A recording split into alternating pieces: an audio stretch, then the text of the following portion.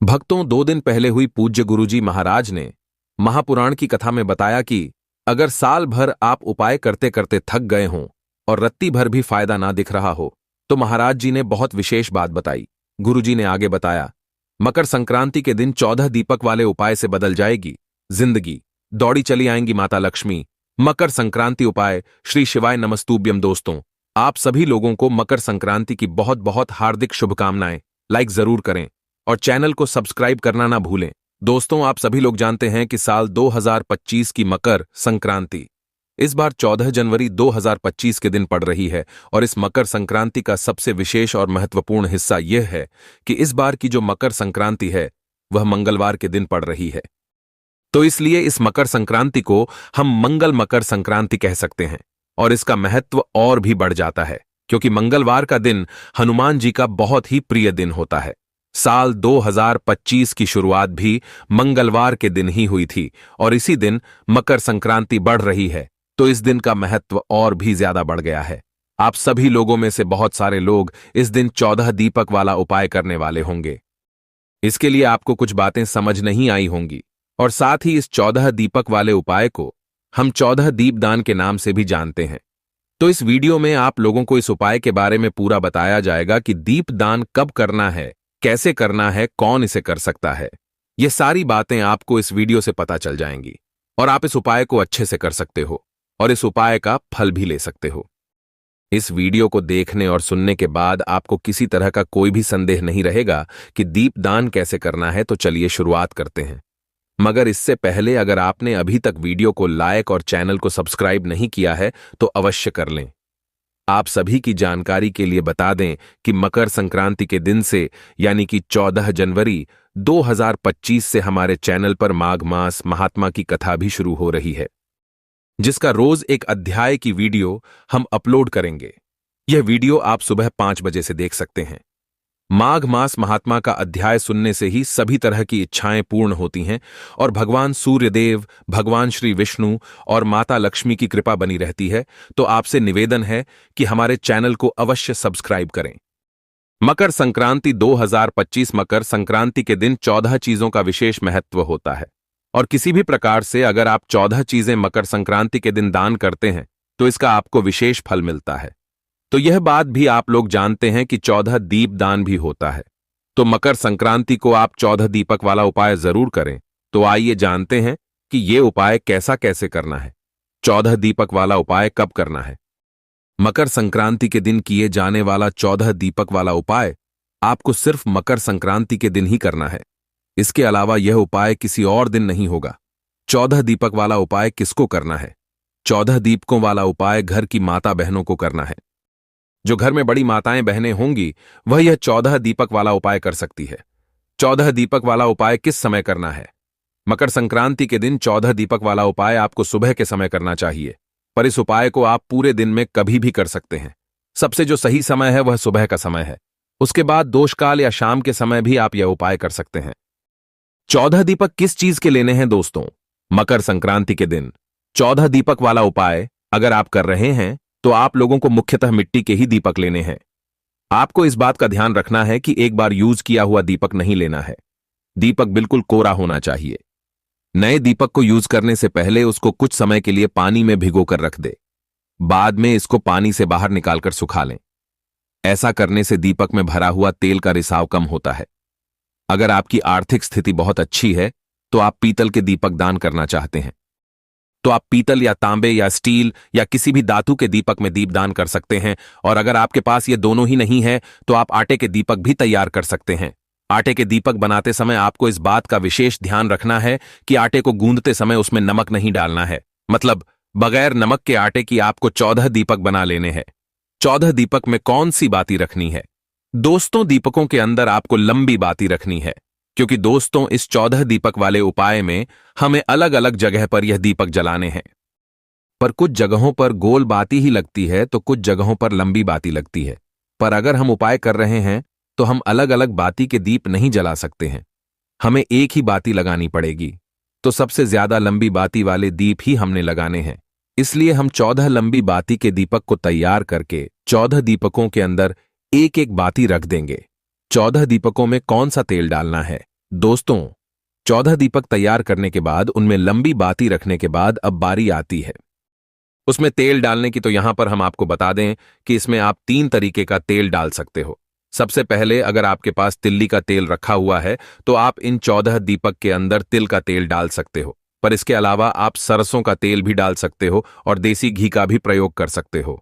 अगर सरसों का तेल और घी डाल रहे हो तो उसमें कुछ काले तिल के दाने आप इन दीपकों में जरूर डाल देना।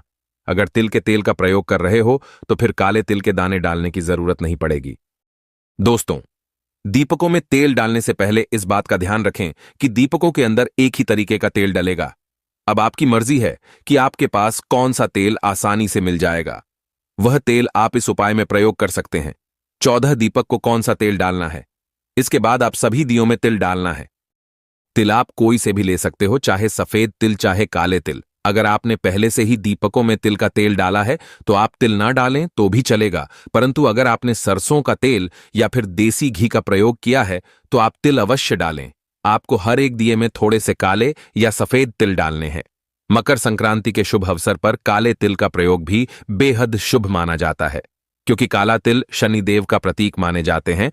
तो काले तिल का प्रयोग में लाने से दीपदान का महत्व और भी बढ़ जाता है। 14 दीपक का तिलक कैसे करना है दोस्तों? इसके बाद आपको सभी दीपकों को तिलक करना है। तिलक आप हल्दी, रोली या चंदन से भी कर सकते हैं। सभी दियों पर 1, 3 या 5 टीके लगाकर उनका तिलक करें। दीपक को दक्षिणा कैसे देनी है? दोस्तों, जब भी कोई दान किया जाता है तो उसमें सामर्थ्य अनुसार दक्षिणा जरूर रखनी चाहिए। दीपदान के लिए जो थाल आपने तैयार किया है उसमें आप 10, 20, 50 ये अपने सामर्थ्य अनुसार दक्षिणा रख सकते हैं। अगर आप इतना नहीं कर सकते तो आप हर एक दीपक में 1 रुपए का सिक्का जरूर रखें। ऐसा करने से महालक्ष्मी की विशेष कृपा प्राप्त होती है और दीपदान का फल दुगना हो जाता है। आइए अब जानते हैं कि दीपकों को कैसे मिंसना है। जब भी दीपदान किया जाता है तो दीपदान करने से पहले तैयार किए हुए दीपकों को मिंसना बहुत जरूरी होता है। उसके लिए सबसे पहले आप किसी साफ कपड़े से तैयार किए हुए थाल को ढक ले। अब जो जल का लौटा आपने रखा हुआ है उस लौटे से दाईं हाथ में थोड़ा सा पानी लेकर क्लॉकवाइज उसे उस थाल के ऊपर से घुमाकर जहां से शुरू किया है वहीं पर पानी छोड़ दें। ध्यान रखेंगी, आपको पानी सिर्फ एक बार ही घुमाना है। आप चाहो तो दियों को जलाकर भी घुमा सकते हैं। अगर आप दियों को जलाकर मिस रहे हैं तो उसके ऊपर कपड़ा ना डालें। जिस हाथ में आपने पानी लिया है उस हाथ में अपने दुपट्टे का पल्लू पकड़कर दियों को मिस दें। आइए अब जानते हैं 14 दीपक वाले उपाय की विधि का क्या है। जब आपके 14 दीपक बनकर तैयार हो जाते हैं तो उसके बाद में आप जिस भी समय इस उपाय को मकर संक्रांति के दिन कर रहे हो तो उस समय आप इस थाली को सबसे पहले अपने घर के मंदिर में लेकर जाइए, जहां पर आपके भगवान जी विराजित है। वहां पर जाकर आपको सबसे पहले भगवान के सामने ही अपने दीपक को जला लेना है।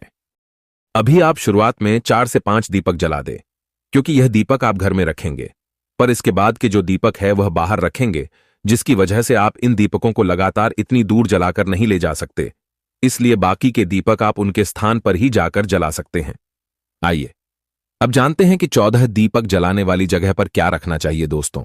उसके बाद में आप ये 14 दीपक जहां पर भी रखने वाले हैं वहां पर इन दीपकों को रखने से पहले आपको कुछ सामग्री जरूर रखनी है, जैसे कि कुछ चावल के दाने या कुछ गेहूं के दाने या कुछ फूलों की पंखुड़ियां। इसलिए जो भी आपके पास हो वह चीज अपने पास में जरूर रखना, क्योंकि दीपक को खाली सीधा नीचे नहीं रखा जाता है। तो सबसे जरूरी बात दीपक को कहां कहां रखना है। दोस्तों, जैसे ही आपकी पूजन की थाली तैयार हो जाती है आप इसको अपने घर के मंदिर में जलाकर तैयार कर लेते हैं। उसके बाद अब आपको यह दीपक 14 अलग अलग जगह पर जलाने हैं, जो हम आपको बताते हैं। तो सबसे पहला दीपक आप अपने घर के मंदिर में ही जलाएंगे, जहां पर आपका लड्डू, गोपाल या फिर भगवान की प्रतिमा विराजित है, और भगवान से प्रार्थना कर लेंगे। दोस्तों, दूसरा दीपक आप अपनी थाली को साथ में लेकर सीधा अपने घर की तुलसी मैया के पास जाएंगे और दूसरा दीपक वहां पर रख देंगे। तीसरा दीपक आप अपने रसोई घर में रखेंगे, जहां पर आप अपना भोजन बनाते हैं। चौथा दीपक दोस्तों आप अपने पितरों के लिए रखेंगे, जिसकी बाती का मुख दक्षिण दिशा की तरफ होना चाहिए, या दक्षिण दिशा में आपको यह प्रित वाला दीपक रखना है। पांचवा दीपक दोस्तों आपको अपने घर की चौखट पर रखना है, जो चौखट आपके मुख्य दरवाजे पर बनी हो। छठा दीपक आपको किसी भी नदी, बावड़ी, कुआं, तालाब या सरोवर के पास जाकर जलाना है। अगर आप इस छठे दीपक को कहीं बाहर जाकर नहीं जला सकते तो आप अपने घर में ही एक थाली लीजिए। उस थाली के अंदर शुद्ध जल भरिए और उस जल के अंदर थोड़ा सा गंगा जल मिला दीजिए और अपना यह छठा दीपक इस थाली के अंदर जल के बिल्कुल बीचों बीच में रख दीजिए। इस तरह आपका नदी के किनारे दीपदान हो जाएगा। सातवां दीपक दोस्तों, अब आपको अपने घर के पास जो भी बड़ा वाला बेलपत्र का पेड़ हो वहां पर जाकर जला देना है। आठवां दीपक दोस्तों, अब आपको अपने घर के पास में जो पीपल का पेड़ हो वहां पर जाकर जला देना है। नववां दीपक, आपको अपने घर के पास में जो आंवले का पेड़ हो वहां पर जाकर जला देना है। 10वां दीपक, आपको शमी के पेड़ के नीचे जाकर जला देना है। 11वां दीपक, आपको बड़ या वट वृक्ष के पेड़ के नीचे लगाना है। किसी भी पेड़ के नीचे दीपक लगाने से पहले इस बात का ध्यान रखें कि इससे पेड़ को किसी प्रकार की हानि ना हो। 12वां दीपक, आपको भगवान शिव जी के मंदिर में जाकर जलाना है। 13वां दीपक, आपको किसी भी यज्ञशाला में जाकर जलाना है जहां पर यज्ञ कुंड बना हो या यज्ञ होता हो। 14वां दीपक दोस्तों, आपको गौशाला में जाकर जलाना है जहां पर गाय बांधते हो या फिर गाय रहती हो। तो इसके साथ ही यह 14 दीपक वाला उपाय पूरा हो जाता है। इन दीपकों को जलाते समय इस बात का ध्यान रखें कि आप भगवान से प्रार्थना भी जरूर करें कि हमारी जिंदगी भी इन दीपकों की रोशनी की तरह चमक उठे, हमारे घर में सुख समृद्धि का वास हो और नकारात्मकता का अंत हो। मकर संक्रांति के दिन किए गए 14 दीपक वाले उपाय का फल आपको पूरे साल भर मिलता है। अगर आपको इस उपाय करने में कोई भी दिक्कत, समस्या, परेशानी आती है तो आप हमसे कमेंट करके पूछ सकते हैं। दोस्तों, आप सभी की जानकारी के लिए बता दें कि मकर संक्रांति के दिन से यानी कि 14 जनवरी 2025 से हमारे चैनल पर माघ मास महात्मा की कथा भी शुरू हो रही है, जिसके रोज एक अध्याय की वीडियो हम अपलोड करेंगे। यह वीडियो आप सुबह 5 बजे से देख सकते हैं। माघ मास महात्मा का अध्याय सुनने से ही सभी तरह की इच्छाएं पूर्ण होती हैं और भगवान सूर्यदेव, भगवान श्री विष्णु और माता लक्ष्मी की कृपा बनी रहती है। तो आपसे निवेदन है कि आप हमारे चैनल को अवश्य सब्सक्राइब करें। किसी भी अन्य जानकारी के लिए आप हमें कमेंट करके पूछ सकते हैं। वीडियो देखने के लिए धन्यवाद। जय श्री कृष्णा। राधे राधे।